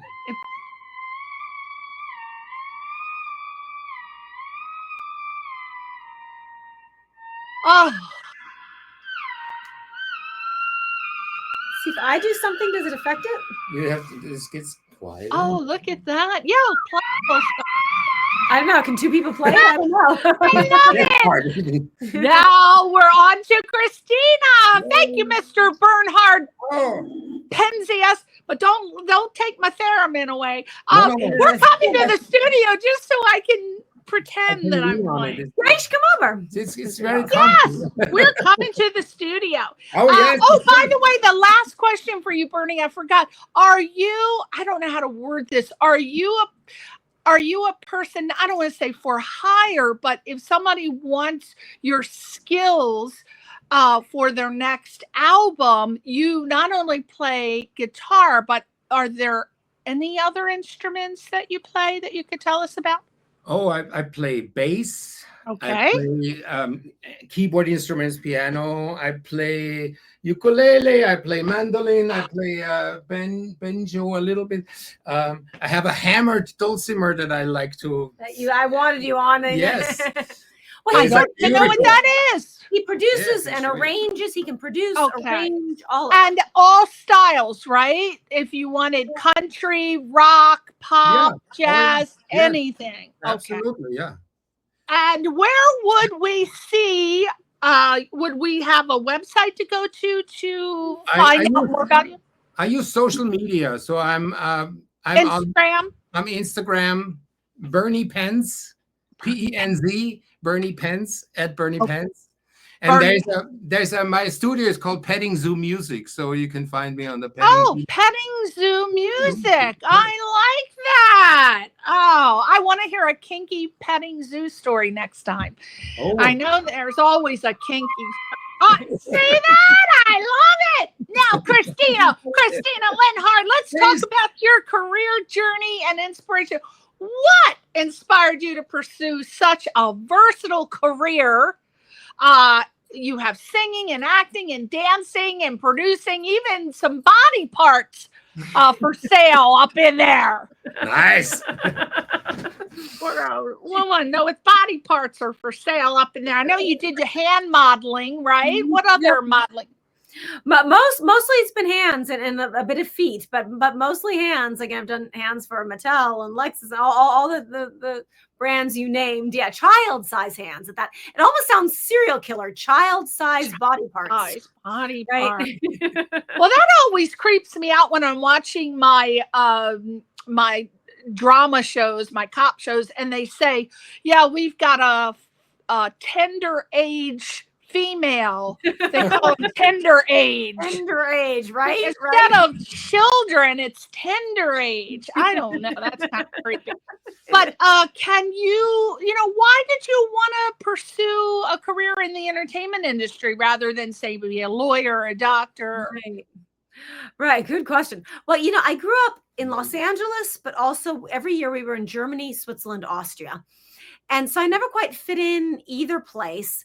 And I had very little exposure to popular entertainment, but my dad knew so many people in the arts in Europe. So I was, around all these street musicians, and we'd go to cabarets and things. So it was always something that was a little bit vintage that I was always interested in. From age 13 to 23, I did not watch any television or any film. And so I had no popular entertainment influences. And so people have often thought you're from another time period. And I was always attracted to other time periods. And as a little girl, I think I always felt the Victorian era or Baroque era. So I just loved all that, something that was more vintage and more historical. But then as a teenager, I was very sort of punk, and I went to the Rocky Horror Picture Show, and I hung out with all these punk rockers and these gang kids and everything. And so then there was that dark edge. So it was again Fairytale Fetish, combining that sort of, I don't want to say archaic, but historical period with then something edgy. But I really never had much to draw from other than classical music, Rocky Horror Picture Show, and David Bowie. That was like all I knew. I can see you doing Rocky Horror Picture Show. And the Rocky Horror Picture Show. What are how now you do classics, you do cabaret, you do it all. How did your classics to cabaret act come to be, and what makes that unique for the audience? Yeah, that was interesting. It just sort of happened again with this sort of crossover world in Germany and then the United States. And I was working with an accordion player named Nick Ariando, and he really knew how to put together a show. And so I was very attracted to the cabaret, but I also wanted to do some light opera. And then also in all my shows, I would talk about the music and explain the music. And I was just sort of fell into this niche world of the consulate. Like we kind of met through the consulate world, the Austrian consulate and the German consulate and the Swiss consulate, they would hire me, or the Goethe Institute. It was always something cultural. It was, yeah. So, and that was just what I was always attracted to. I mean, I remember being in Berlin when I was 19, and I was very punk, and Berlin was punk. And yet I'd go to the Musithek or whatever it was, the Bibliothek, the library, and listen to Marlene Dietrich tracks, and so it was always that. Yeah. I love her. Oh, so you're giving me ideas. Now, what was the inspiration behind your solo CDs? Again, great names. You are a master at creating names. Your first one, I believe it was Circus Sanctuary. Mm-hmm. I love that. And Voodoo Princess. Mm-hmm. Now, why? Why did you? So I was always attracted to like the carnival and the circus stuff. And like we saw a lot of that in Europe, the street performers, the buskers. And I didn't see a lot of that in the United States. And it's interesting because on my American side, my family, they were sort of petty bourgeois pharmacists. But we found out with the dawning of the internet that my great-grandparents, who were these pharmacists, were actually medicine show hacks turned pharmacists. And I realized that makes sense why with all this classical training, I still wanted that carnival. I was carny. And then coming to the United States, then back in the United States and going to school and searching for that carnival, I came across the Fools Guild and all my friends in the Fools Guild. And Tuba the Clown was King of Fools that year. And we did a play together. And then I realized vaudeville does live. It's just gone underground or corporate parties. And so I met all of these jugglers and Ringling Brothers clowns, and I was healing, and I found the circus was my sanctuary, all my circus friends. So that was Circus Sanctuary. So I was just imagining you as the snake lady. I was like picturing you with a snake around your. Well, that picture is there is a picture. Oh, that's where I'm getting it from. Okay. Yeah, and it's in my album cover, and that was taken, and that picture of the snake was taken by Claudia Cunin, and there's a picture of that she took of me as Eve with the snake, and it's in the Smithsonian now. It's like her work is in the Smithsonian. Wow. So I'm naked in the Smithsonian. Oh, well, hey now. Woo! You're going to be naked. Now, there should be a sound for that. That was a theremin sound.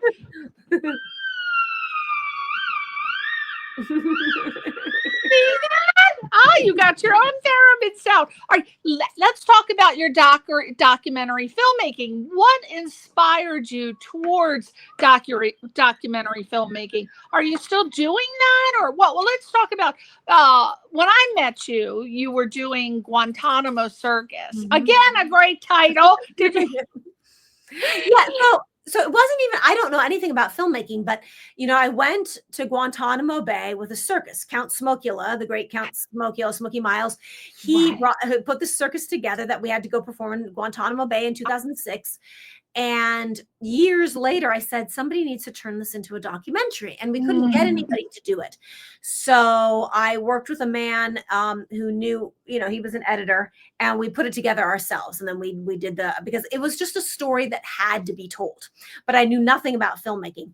But I knew story because I was always doing plays and stories with at-risk youth or with veterans. So I understood the arc of a story. So we made that documentary, and then, went on. What was it about? Just briefly. So it was about when we, as the circus, went to Guantanamo Bay and performed in Guantanamo Bay, and what we saw there, and what Guantanamo Bay was like. Was there footage that was allowed to be shot there? One of our clowns snuck some footage on his home video, and then other people took some stills and things. And this was 2006, so it was before everybody had a phone.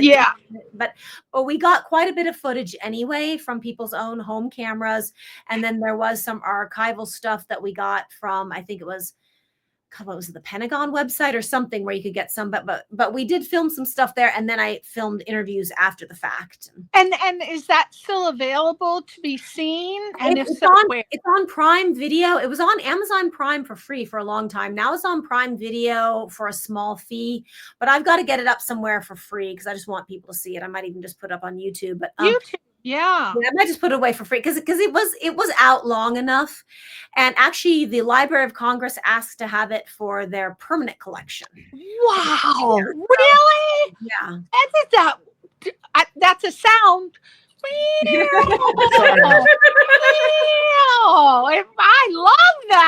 I love that. That's impressive. I don't care about that. Yeah, sorry. Now, what was your experience like winning the 2013 Hollywood Fame Award for your work as a producer, writer, and director? First of all, what does the FAME stand for? I'm not 100% sure on that. That's a good question. I don't know. I gotta look that up. Female, right? No, it's I mean, because part of the LA Music Awards, which is Al Bowman. And I have to admit, as all things, there was nepotism there because Al Bowman was in the documentary. He took us to Guantanamo Bay, and he won the LA Music Awards and the Fame Awards. But it was a big ceremony, and it was very surreal.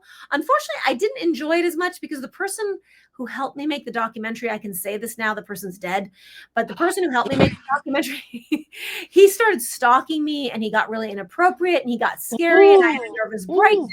So the whole thing got dark. So here I am at what should be, it's at the Avalon Theater. So there's, thousands of people, and I'm getting this award, and I don't know if the stalker, and he's trying to smell your hair, probably, the freak show.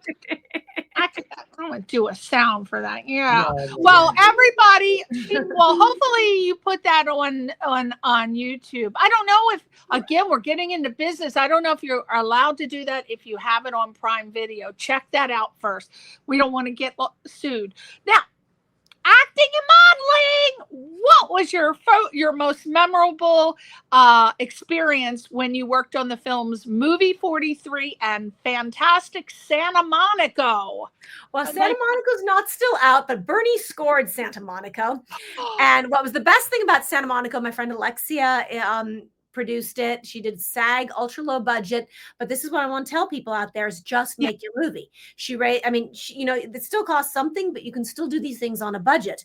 And what was great about it is that some of my scenes, because I play the fortune teller and the healer, some of the scenes were filmed in my house. And so it was great to wake up and go down, and costume and makeup is already in my living room, ready to go. And you sleep like that, right? Yeah, I know, right? And my husband. Did you have your little hands in white gloves with some Vaseline in there to keep them soft? Well, that's for the modeling. And then Movie 43 had everybody in it from Hugh Jackman to Kate Winslet, and I was in the scene with Elizabeth Banks and Josh Duhamel. And oh God, he's my fantasy man. He was really fun because because I was playing the party clown and twisting balloons, and all the kids were excited about balloons, but they were supposed to be acting, and it was just I remember that day very well on set. Oh my God, oh Lord, I love that man. Now I have very particular taste. The only 3 men I have ever found attractive on the face of the earth in my whole life is Josh, of course, Harry Styles, and Jude Law. That's it. That's my whole world. I didn't make it. No, I'm leaving. I'm out. He's done. What did you say? What? Bernie. Oh, and Bernie Penzias.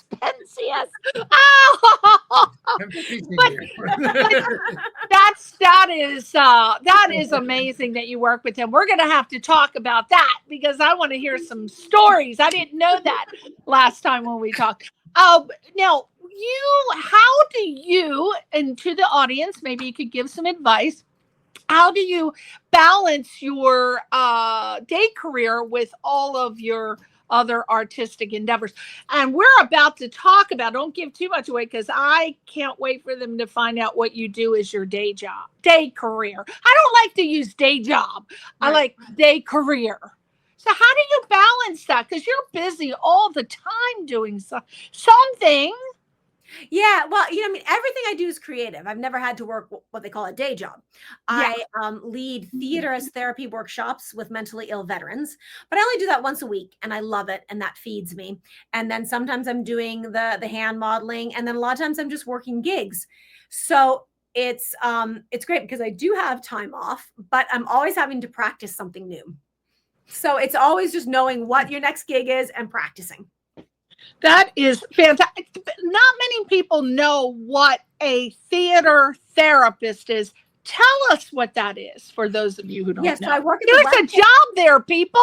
There's a job there. Or is it? Did you create that? Well, it's a very specific program, and there are music therapists and there's drama therapy, but we do something different than drama therapy. Drama therapy, you act out things that happened in your life and you reenact them and change it. What we do with theater therapy is we create new characters. And so, I've worked with geriatrics and I've worked with at-risk youth, but it's been the best with the veterans. And these veterans are so amazing, and they're all in recovery. So they're unhoused, they're in recovery, substance abuse, mentally ill. And we have them create characters, and we have them put on plays, and we have them write the plays and create the characters. And you came to one. I went to one. I did. I haven't heard. Have you been doing any? I invited you to the last few. They were really good. Our last one was Dusty Trails. It was really good. It was I don't know where you're sending these invitations, because the last one we came to, and then we came to your opera show. We're going to have to find a different way for you to invite me, like text or something. I think I might have texted you and sent you the Facebook invite, but I think we've done 2 since the one you went to, but damn it. Yeah. I love those. They're very nice. And I was so shocked they do such a good job acting, and they're not professional. Not all of them, I would imagine, are professional actors. That's what's so amazing about the veterans, because they've got nothing to lose. These guys, what they've seen, they've been in combat. They've, jumped out of airplanes into combat. So they can just, perform. Get up there and they say, I'm going to do it whether you like it or not. That's it. Right. And they're going to love it, though. Yeah, and they'll say that for once, they don't have to be their past. They don't have to be their trauma. They don't have to be their PTSD. They can imagine a new life. New character, yeah. Yeah, it's wonderful. I would highly recommend, if you ever see an invitation from Christina, that you go, because these are fantastical shows. Okay. Thank you. That warranted a therapist. So we are about to end the show by playing the MP3, the songs. Why am I calling it MP3? The songs. We're going to close the show out. It has to come in. We're going to play Scarborough Affair, because if I don't make it within 2 hours, the YouTube won't play my short, and I want this to become a highlight short. So let's go over the social media sites. Instagram at Volxtronic, VOLXTRONIC.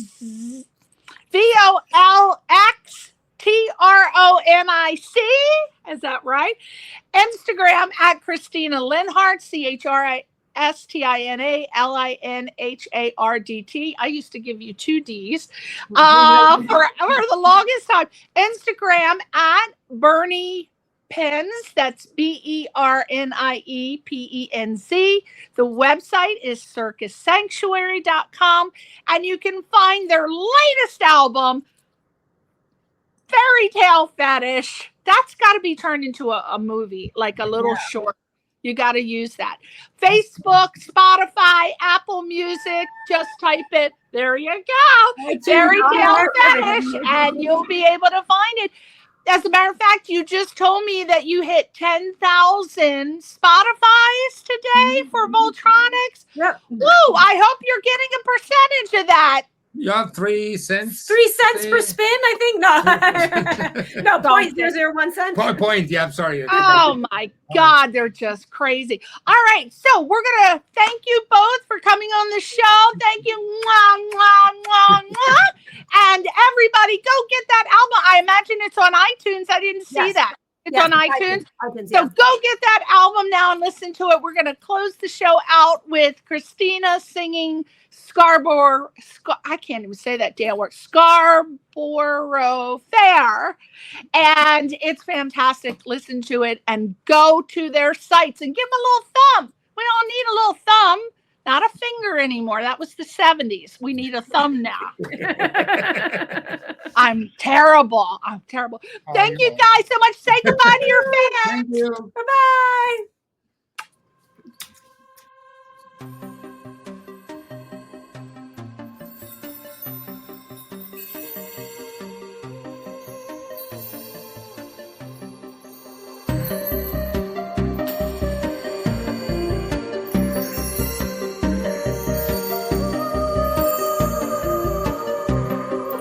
Are you going to Scarborough Fair?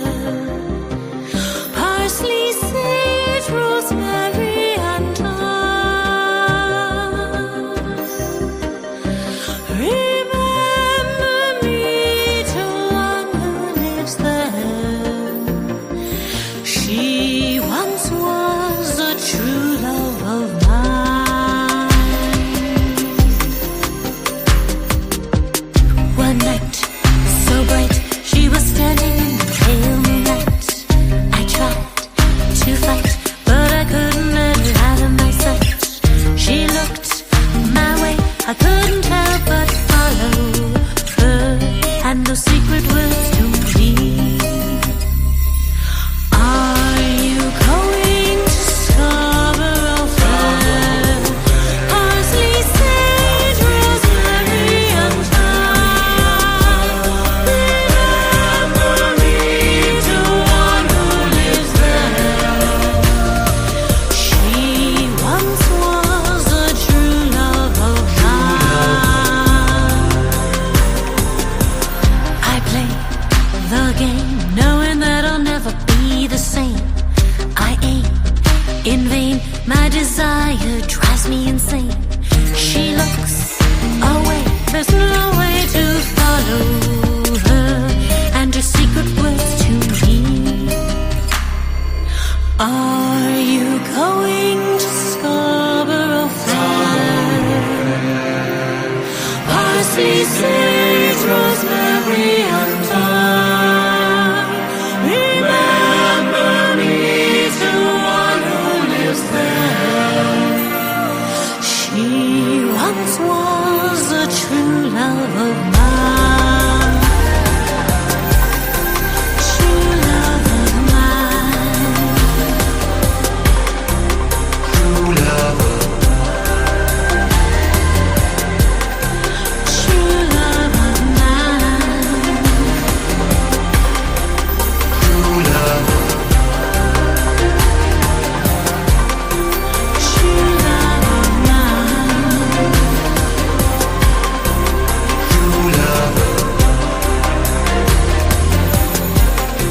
True love of